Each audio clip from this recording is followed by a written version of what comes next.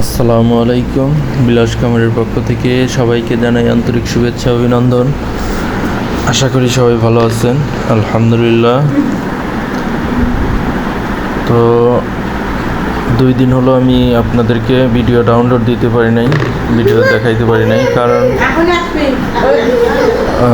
আমি 2 দিন দেশের বাইরে, এলাকার বাইরে ছিলাম, বাসা থেকে বাইরে ছিলাম, ঢাকাতে গিয়েছিলাম। তো আসলে ঢাকাতে যে উদ্দেশ্যে গিয়েছিলাম, কারণ আপনারা অনেকে আমার কাছে সয়াবিন নিতে অনেকে ফোন দেন। তো আমি আসলে ভাই সয়াবিনটা দেওয়ার জন্যই গুণগত মান এবং সব কিছু দেখেই সয়াবিনটা নিজেই ক্রয় করে নিয়ে আসলাম আর কি। তো ইনশাল্লাহ আপনাদেরকে আমি খুব শীঘ্রই বলতে আজই সয়াবিনটা হাতে পাবো। তো আমি কালকে চলে এসেছি ওখানে কুরিয়ারে পাঠিয়ে। তো যাই হোক, সয়াবিনটা খুবই ভালো হবে, সেটার স্যাম্পলও আপনারা সামনের ভিডিওতে দেখতে পাবেন। আর সয়াবিনটা বর্তমানে গুণগত মান এবং সব কিছু ঠিক আছে। তো সয়াবিনটা আসলে অ্যাকচুয়ালি হয় আধা সিদ্ধ হতে হবে, আর না হয় ময়েশ্চারটা 14-র নিচে 13-র ভিতর থাকতে হবে, তাহলে সেটা আপনার মুরগির খাবারের জন্য সবচেয়ে সঠিক এবং গুণগত মান ঠিক থাকবে। তো এটা আমি কালেক্ট করেছি।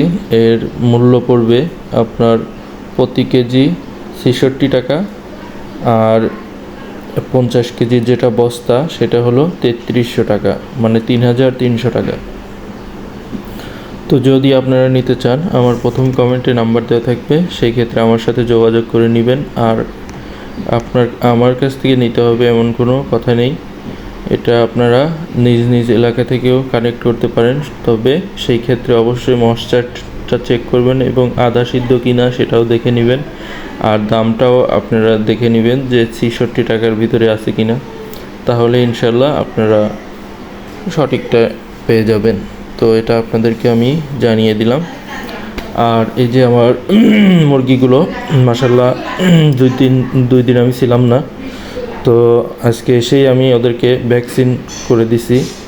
তো ভ্যাকসিন, ওরা পানি খাচ্ছে, তো ভ্যাকসিন করার পানি খাওয়া শেষ হলেই আমি এই পাশটায় অলরেডি জায়গা করে দিছি। তো এই পাশটায় ওদেরকে নিয়ে আসবো। তো এখন রাত অনেক, তো এটা কিন্তু আমি 6 দিনে ওকে ভ্যাকসিন করলাম। ওদেরকে 6 দিনে আমি ভ্যাকসিন করি রানীক্ষেতের। এরপরে হয়তো আর ভ্যাকসিন নাও করা হইতে পারে। তো আপনাদেরকে দেখিয়ে দিলাম আর কি, যে আমি আসলে ব্রয়লার মুরগিকে ভ্যাকসিনটা মূলত পানিতে খাওয়াই। অনেকে চোখে দিতে পারেন, তো আমি আসলে চোখে দেই না, পানিতেই খাওয়াই। তো পানিতে খাওয়ানোর যে নিয়মটা, এটা আপনি যখন ভ্যাকসিন দিবেন, তো ভ্যাকসিন দেওয়ার কমপক্ষে 1-2 ঘন্টা আপনি পানি এবং খাবার পাত্রগুলো উঠিয়ে রাখবেন, তাহলে ওদের কিন্তু প্রচুর পিপাসা পাবে। তো পিপাসা পাওয়ার কারণে তখন আপনি ভ্যাকসিনের পানিটা দিলে পরে তখন ওরা কিন্তু দ্রুতই খেয়ে নেবে। আধা ঘন্টা 1 ঘন্টা ওই পানিটা ওদের মাঝে রাখবেন, তো ইনশাল্লাহ সম্পূর্ণ পানি এবং প্রত্যেকটি মুরগির বাচ্চাই পানিটা খাবে, তখন এটা ইনশাল্লাহ ভালো কাজ করবে ভ্যাকসিনটা। তো মুরগিগুলো মাশাল্লাহ ঠিক আছে। একটা মুরগি এখন পর্যন্ত মর্টালিটি হয় নাই, তো সবাই দোয়া করবেন। তো ইনশাল্লাহ আমি 12 তারিখ থেকেই আমি ওদের ভুট্টা ফার্মেন্টেশনটা শুরু করতে যাচ্ছি, 12 দিন থেকে। তো আপনারা সবাই দোয়া করবেন।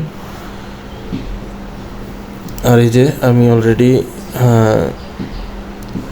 ওদের জায়গা করে দিলাম। ভ্যাকসিন করার শেষে আমি এখন এই পাশটায় নিয়ে আসলাম এবং যে অবশিষ্ট খাবার ছিল সেটা ট্রেতে দিয়ে এখন এই খাবারের পাত্রগুলোতে নতুন খাবারটা দিয়ে দিই। আর ভ্যাকসিন করার পরে অবশ্যই আবারও টানা 24 ঘন্টা বা 1 দিন সাদা পানিটা খাওয়াবেন, কোনো রকম ওষুধে দেওয়া যাবে না, তাহলে ইনশাল্লাহ ভ্যাকসিনটা ভালো কাজ করবে। তো আমি এই যে ভ্যাকসিনের পানি শেষে প্রত্যেকটি পাত্র সুন্দর করে ধুয়ে আমি কিন্তু আবারও সাদা পানিটা চালাইতেছি। তো সাদা পানিটা চলবে 24 ঘন্টা। তারপরে আমি সম্ভবত থায়োবিন, যেটা ওদের হাত পা গলা বা গলা যে বেঁকে যায়, সেই থায়োবিনটা দিলে পরে এই শরীর আঁকাবাঁকা হবে না বা হাত পাও প্যারালাইসিস হবে না। সেজন্য থায়োবিনটা আমি মূলত 24 ঘন্টা পরে থেকেই টানা 3 দিন দেব রাতের পানিতে, সম্ভবত রাত কিংবা দুপুর, যেটা খুশি আপনারা দিতে পারেন। তো অনেকে আমাকে বলেন যে ভাই আপনার মেডিসিন লিস্টটা দেন, মেডিসিন লিস্টটা। ভাই আমি আমার প্রত্যেকটি ভিডিওতে বলি আমি মেডিসিন যেটা ইউজ করি সেটাই আপনাদেরকে প্রত্যেক দিনের তাতে আমি জানাই। তো আশা করি সবাই এই মেডিসিন সম্বন্ধে আমারে অত বলবেন না, কারণ আমি তো মেডিসিনের উপর চলি না। আমার মুরগির কোনো প্রবলেম হলে তখনই মেডিসিন দিই। তো যাই হোক, আজকের ভিডিও পর্যন্ত। সবাই ভালো থাকবেন, সুস্থ থাকবেন। আল্লাহ হাফিজ।